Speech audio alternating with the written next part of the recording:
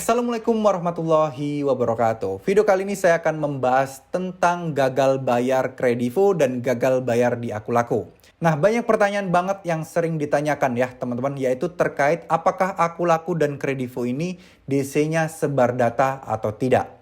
Nah, ada yang bilang sebar data, ada yang bilang tidak juga. Yang benar yang mana nih? Oke, saya akan bahas sedikit masalah ini teman-teman ya. Terkait urusan dengan DC lapangan atau DC pinjol, Akulaku dan Kredivo yang menagih kalian dengan cara-cara yang kurang mengenakan, itu jelasnya pastinya adalah oknum.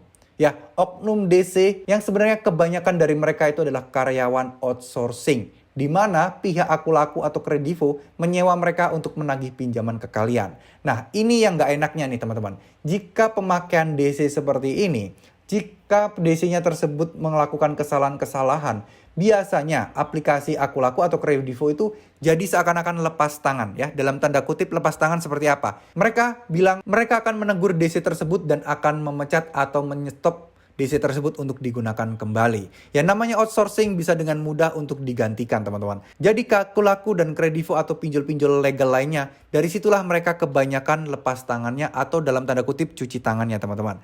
So, gimana mengatasi masalah ini dan apakah Akulaku ini sebar data atau tidak? Nah, buat teman-teman yang punya pengalaman tidak enak dengan aplikasi Akulaku dan Kredivo dan pernah gagal bayar, lalu datanya disebar oleh DC Akulaku dan Kredivo, teman-teman bisa tulis di kolom komentar ya. Sejauh apa mereka menyebar datanya dan nominal kalian, pinjaman kalian itu berapa, biar teman-teman yang lain punya gambaran dan bisa lebih berhati-hati ke depannya teman-teman. Karena saya mendengar beberapa kasus yaitu dapat ancaman dari oknum yang mengaku DC Akulaku ya, yang diduga DC Akulaku, dan dia berusaha untuk menyebar datanya, menghubungi kontak-kontak yang ada di HP para debitur yang gagal bayar ini. Nah, sekelas Akulaku dan Kredivo itu kan pinjol legal ya. Kok pinjol legal bisa sebar data? Kok pinjol legal bisa melanggar aturan dan lain sebagainya? Sekali lagi teman-teman, DC itu kan pastinya mempunyai komunitas. Kita aja yang gagal bayar, yang telat bayar, punya grup sendiri, punya komunitas sendiri untuk mengatasi masalah atau solusi telat bayar pinjaman online.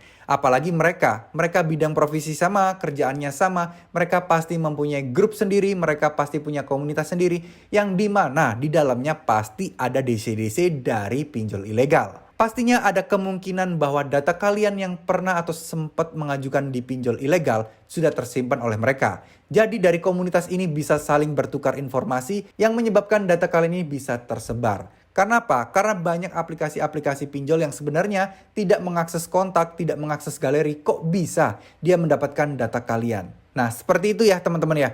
Bisa jadi mereka minta bantuan temennya yang ilegal untuk menakut-nakuti kalian, biar kalian takut kalau data kalian beneran disebar. Padahal rata-rata kebanyakan nih teman-teman ya, mereka hanya menggertak aja. Tidak ada bukti. Saya pernah mendapat laporan bahwa dia digertak atau ditakut-takuti oleh DC yang mengaku Akulaku tersebut.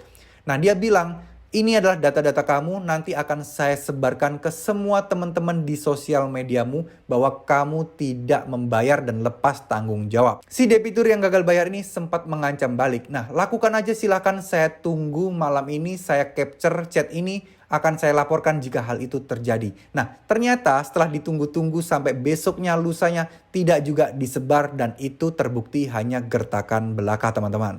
Ya, semoga kalian di sini lebih memahami lagi, lebih tidak mudah terpancing dan tidak mudah ditakut-takuti lagi. Ya, kalian punya dasar hukum yang kuat, kalian dilindungi oleh hukum. Jika sampai hal itu terjadi, kalian bisa melaporkannya ke polisi atau ke OJK. Semoga video ini bisa bermanfaat dan semoga video ini bisa memberikan gambaran kepada teman-teman yang saat ini sedang ketakutan gagal bayar dan telat bayar. Jadi buat teman-teman yang pernah mengalami pengalaman yang tidak mengenakan dengan Kredivo dan Akulaku, silahkan tulis di kolom komentar ya. Siapa tahu komentar kalian ini menjadi amal jariah buat kalian karena berbagi pengalaman dengan teman-teman yang saat ini sedang galau dan sedang tidak punya arah mau kemana lagi. Oke, mohon maaf jika ada salah-salah kata. Terima kasih. Wassalamualaikum warahmatullahi wabarakatuh.